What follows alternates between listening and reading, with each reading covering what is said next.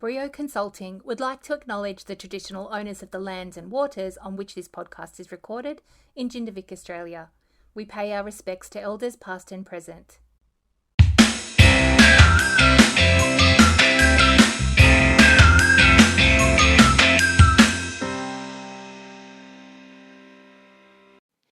Hey, it's Jenn here, and today is a bit different, and I guess you're wondering in what way. Well, today we're interviewing Kath Burke. Yes, Kath Burke, the one that's normally the interviewer, is now being interviewed. So hopefully we can answer all the questions that you want to know about her. And it's a real honour to be here. And it's a real change not to be the person asking the questions. Okay, so people want to know about you, Kath. So tell us, what are the highlights? What are the highlights? Okay, so I actually had always wanted to be a teacher from when I was about the age of 4 or 5. I was always playing teacher. I would line up my brothers and sisters and make them be my students. So it wasn't a big surprise that that was what I did when I got out of high school. I went into education and I qualified as a primary school teacher. So I actually started out teaching kindergarten and all the primary school grades there. And got the chance to work with some really inspiring educators. And soon after I started teaching, I got caught up in the state emergency service lifestyle and developed a big passion for that just totally different type of work, which is still supporting people and helping the community, but just required a totally different type of skill set. And I ended up enjoying it so much that I switched to doing that full time. Then when we moved down here to Victoria in 2015 from Sydney, I was looking for opportunities of how to keep doing that type of work. And that's how we ended up with Brio, training consultants specialising in public safety. So when we started Brio down here, we had to come up with a business name. So Brio means verve and zest and enthusiasm and passion. And that was something that was really important to us in terms of how we think training should be done. So that is the name of our business, Brio. And our symbol, the light bulb, came about because we really live for those aha kind of moments where, you know, the light bulb goes on in your brain and things all click into place, or you see something from a new perspective and you come up with a new idea. And we really enjoy it when that happens for people. Can you explain to people the connection that you have with emergency services and how it's influenced you? I've always been interested in education, and where I've ended up now, I think, is a bit of a turn off my original path, but it's still in that same kind of area. I really loved what I did with the SES a lot, and that really opened my eyes to so many more different ways that I could be educating and training. It was my first chance to see competency-based training when that kind of rolled around and got introduced very early on in around the 2000s. And the emergency services picked that up. That was my first intro to that and seeing how that style of training worked. And I ended up enjoying that work so much, I joined the emergency services full-time as a paramedic with Ambulance New South Wales, and that was a very much field-based, you know, get your hands dirty type of role. And I found that then I missed the training component, and so I ended up working with Fire and Rescue New South Wales for 6 months, developing their USAR Cat 2 training package. And then that led to a role with New South Wales SES, being a region learning and development officer. And that was just heaven. I got to work with volunteers. I got to support the development of training across that entire area. I had about 700 volunteers in my area there that I looked after. And it was great to be able to implement all the ideas and improvements that, you know, I would want to see as a member into how we could do training. And then an opportunity came along to move to New South Wales RFS at the next level up. So I was the state supervisor there for instructional design. And I guess that's just that different level of influence. So it wasn't just about, changing and supporting what I could see in my own little patch, but it was about taking that whole organizational approach and saying, what could we do here, and how do we best make things work there?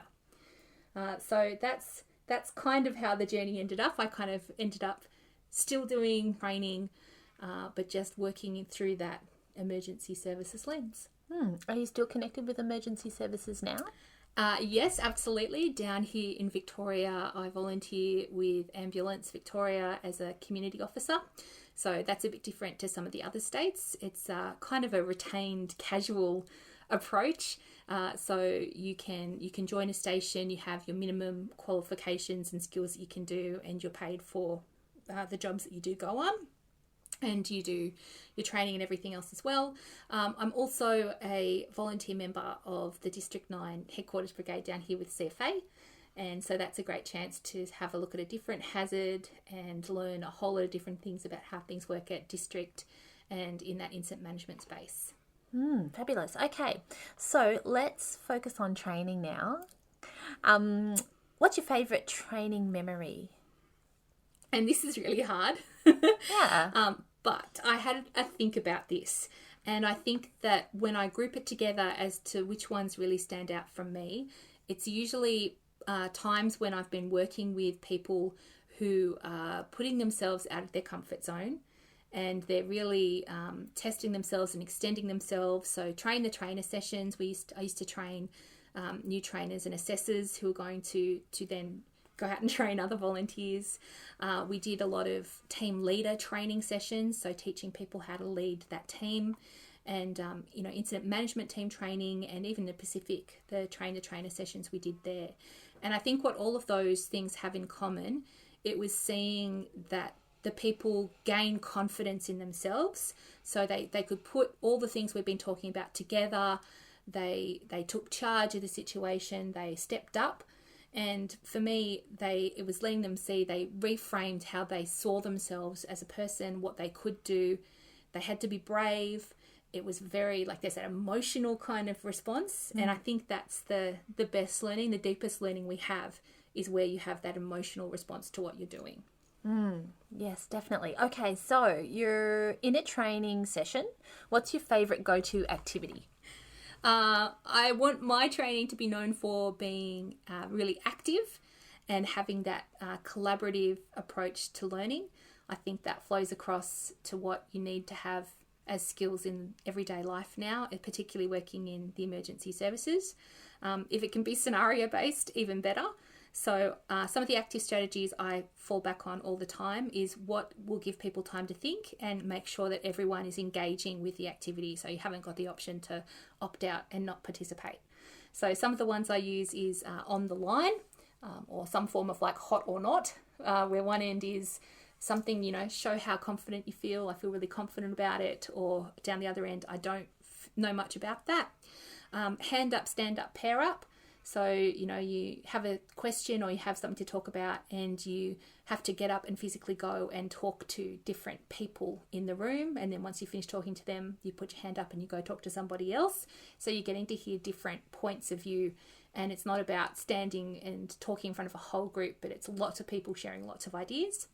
And the other one I like is think, pair, share, which is just getting people to take a pause. So if you ask a question, you have think time. So everyone has a chance to think about what they feel and think about that topic. And then you pair up with a person next to you and you share a couple of, your thinkings with them. So everyone has a chance to speak and listen. And then we share back to the bigger group some of the really interesting things that people in the class or the group have come up with. And so that way it's not just one person answering or two people answering, but everyone's thought and shared. And then we still have that whole group sense at the end as well. There you go, everyone. 3 hot tips from an expert. Now, what's your worst training nightmare? So the opposite of that collaborative and engaged and active type of classroom. So any sort of group where you get that feeling that people don't want to be there, that they're actively avoiding engaging with the content and what we're doing, because it requires, training I think you give a lot of yourself as a person. You are giving your energy, and you're giving to the group, you're putting into it. And so I think the amount of energy that you have to put into those groups to get that motivation shift or readjustment takes a lot out of you.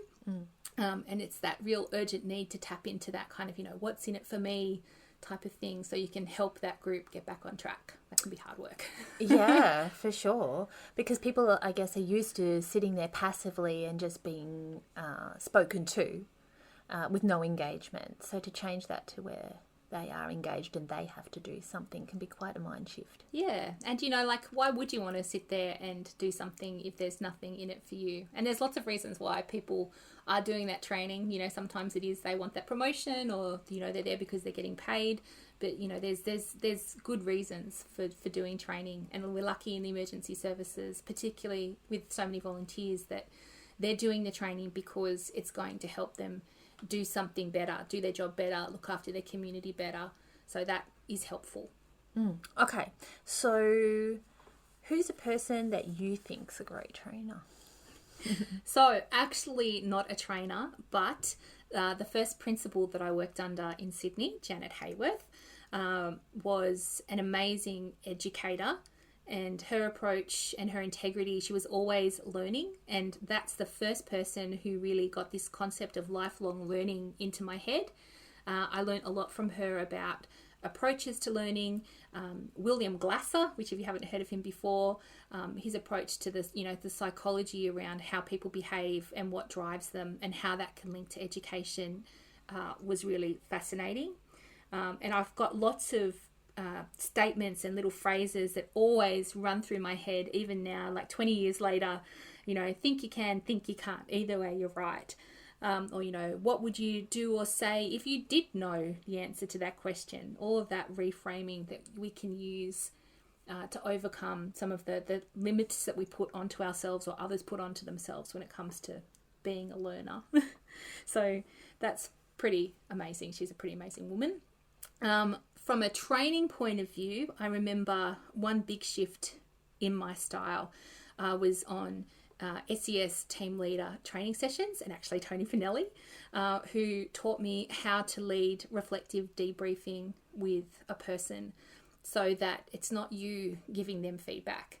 It's about them reflecting on their own performance and having that deeper identification of what they could do differently or what worked well, and drawing it out from them. So it's very much a student-led approach, and that has had a huge impact now on how I give feedback and how I structure a lot of questioning that I do. Okay, so I'm a new trainer or I'm a new assessor. Help me. What advice can you give me? Watch lots of other people, the more the better. There's always something to learn, whether that be good or bad, and it helps you kind of develop your own style and pick up your own, little strategies that work for you. I love neuroscience and the psychology behind learning. So learning about learning is really valuable. And because we're trying to, learning should be hard fun. So how do we go about making it so it's fun for our brain, but it's challenging enough that we learn from it?